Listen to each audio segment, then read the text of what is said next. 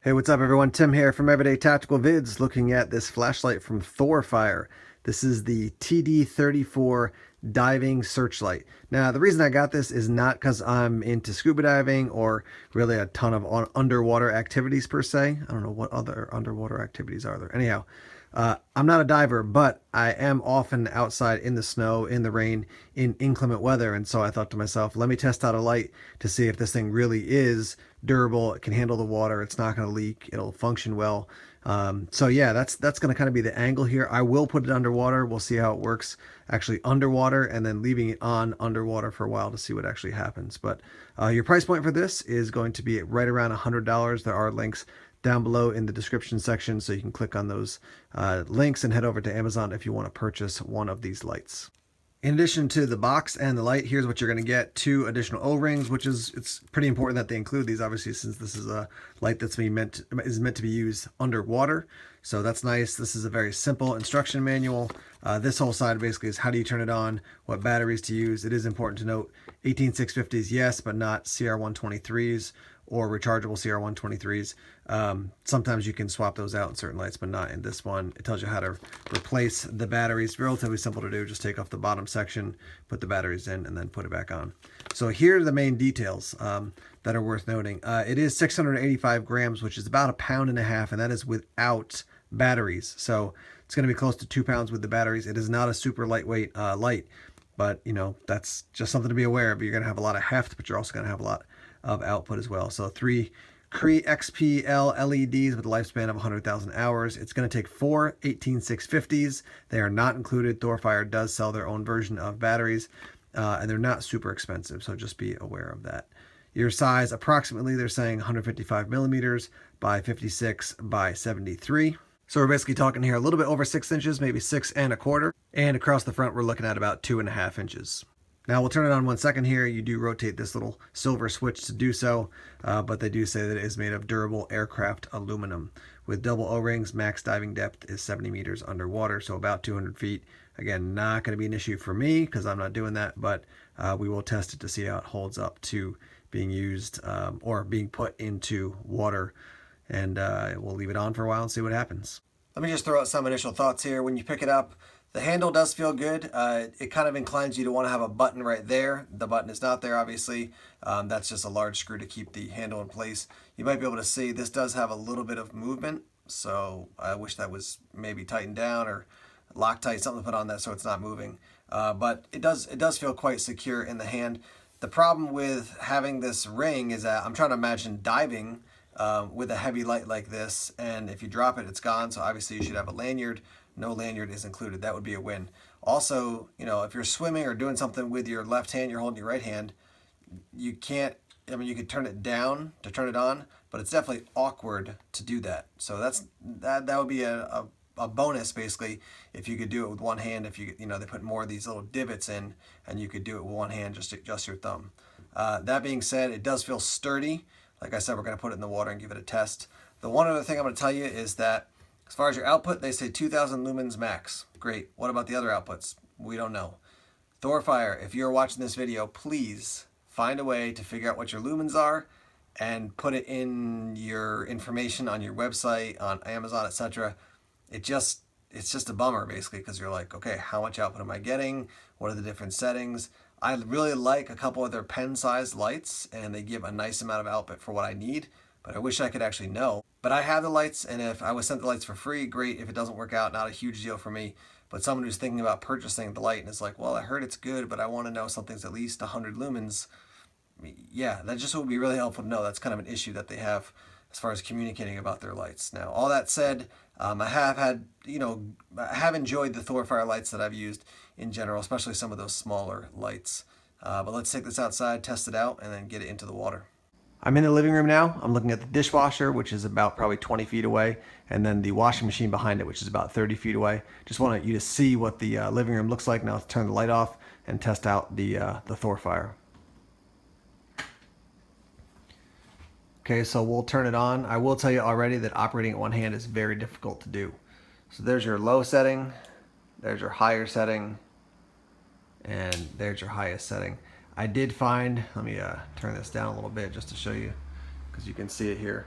When you click it over once, it's fine. When you click it over a second time, let's see which way am I going here. 1, 2, and then the third time you're gonna hear it's gonna click in even louder.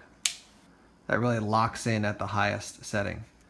So whatever this setting is, because you have those 3 LEDs, I mean, you're getting a ton of light inside. You can still see we do have that hotter center and then a little bit of that spill. Let's go outside and test this out now. One other thing to note is that this has a very blue tinge on the camera, but in person it's a very, very mild amount of blue tinge. It just looks a lot bluer on the screen on the camera here. I'm outside. We're about 70 feet away from my car. Here's the first setting, second setting, and third setting. Not a huge, I mean, you could see a difference between the second and the third setting, which they're saying is 2000 at the highest. And, but you could see a difference, but it's not a massive, massive difference. I will tell you, shining the light here, I mean, we are lighting up that pretty much the entire tree behind the car, which is probably about 40 feet tall. So we're definitely getting a lot of, you're able to see the whole area. That spill is quite good. It seems actually almost like it's a little bit brighter going vertically as opposed to horizontally. I will also mention, I don't think you can really pick it up here on the camera, but you do have a variety of rings just because you have 3 different lights putting out light. So whatever the reflectors are, you're going to get a little bit of, I don't know if I'd call them artifacts, but you can see the rings, probably 2 or 3 different rings as you're actually using the light. I'm looking at my shed now, which is about probably 85 feet away, give or take. And we'll go in 3 different settings. There's the first setting, there's the second, and there's the third. Now this is the direction I walk, kind of right where this light is going, down the side yard to the compost bin out back. And with this light, I have no problem, no concerns about not being able to see any kind of animals or anything. We had a run-in with the skunk the other day with one of my dogs. But yeah, if I was out here, I wouldn't be worried about anything really surprising me, you know, just because there's so much light coming out of this. I'll mention again real quick, one-handed operation with this is pretty unlikely.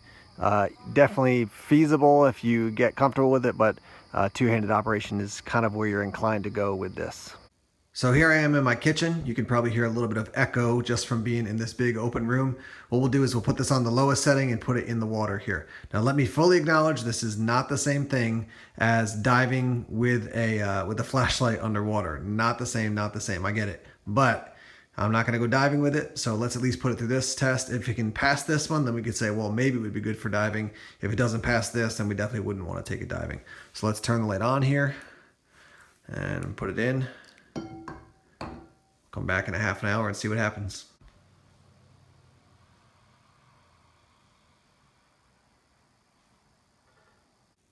All right, half an hour later, and you can see we're still going strong with this Thorifire flashlight. I will tell you that I didn't just put it in there and leave it. I put it in and then jostled it around. I certainly made sure that it was firmly attached, you know, the body to the head of the light first. But once it was in there, I moved it all around and shook it around so that, you know, if there were any weak spots where water could actually sneak in, that would have happened. But at this point, it seems to be working fine. I'm gonna actually take it out now. We'll just check the temperature. Yeah, I mean, this thing is definitely cool at this point. No issue whatsoever as far as heat. It does have some fins here, and I imagine underwater, you know, if you're in cold water, which is usually, I'm guessing how it is when you're diving. Maybe not, I guess, if you're in the tropics. But anyhow, if you go down deep enough, it's going to get cold, and this thing is, that'll help keeping this thing from overheating. And yeah, definitely still working just fine. Let's wrap up here talking about this flashlight from Thorifire. What I'm going to say is lots of lumens, but not the light for me, bottom line. I mentioned earlier a bunch of times that I'm not a diver, so I don't need a dive light. I did get this light because I want to see how would it hold up in underwater or, you know, wet conditions. What if I was hiking and I dropped it, you know, into a stream? But there's a bunch of things that kind of tweak me about this light. First is that I don't know what my lumen output is. I want to know what my lumens are for the different settings. The second thing I'll say is it's 1.5 pounds without the batteries. You add in the batteries, I mean, this thing's got some heft to it. And I've used lights that are, you know, equivalent in the output as far as lumens, or because of the quality of reflectors and just the way the light's built, you're getting really good light, even if it's a lower lumen output. and they're not nearly as heavy as this. I'm thinking about the review that Blaze did of this Lumentop flashlight. I want to say it was like the TD16, and that thing has amazing throw. And so yes, you can't maybe use it underwater as a dive light to 200 feet, but since that's not a primary function for me, or ever going to be a function for me basically, I just want something that's got a lot of light and good throw. And so for less money, fewer batteries, less weight, I think I'd go with something else. Now I want to say again, there are lights from Thorfire that I do like. I like some of their single A and AA options, small compact little EDC lights that give good output. They seem like they're really sturdy as far as what the construction is. This thing does feel sturdy, but again, the heft is pretty significant. The next thing I'll say is that this silver thing that you're going to rotate in order to turn the light on and off, you can kind of sort of do it with one hand, but you get to a point and you feel like you're really forcing it, and I got to reach around the other side like this to pull it around. It's just not what I would want to see. So maybe they wanted to use that in particular for a dive light, but yeah, I'm thinking if I'm a diver, I want something that's easier to operate, especially because I'm underwater at that point. I also notice a lot of dive lights seem to have brighter colors and more plastic or rubber. This thing is all metal, looks like, or feels like at least. So maybe there's that's another thing just for me. I would observe as someone who's not a diver but has seen a lot of dive lights. So let's hear from you, especially if you're a diver. Again, I'm thinking about my buddy Eric over at thegearlocker.net. If you see this video, leave some comments. Tell us what you think about this light, why you would take it, why you wouldn't take it. Yeah, and give us some thoughts. And for other folks who are into diving as well, I want to hear your thoughts on this light. So the Thorfire TD34, I believe it is. And again, Thorfire makes pretty budget-friendly options, but for me, for $100, I'd invest my money in something else other than this light. All right, thanks as always for checking out the video. More videos coming soon, and links down below in that description section if you want to buy this product, other flashlights, or anything through Amazon that'll help support the Everyday Tactical Vids channel. Thanks for watching this video. More videos coming soon. Take care.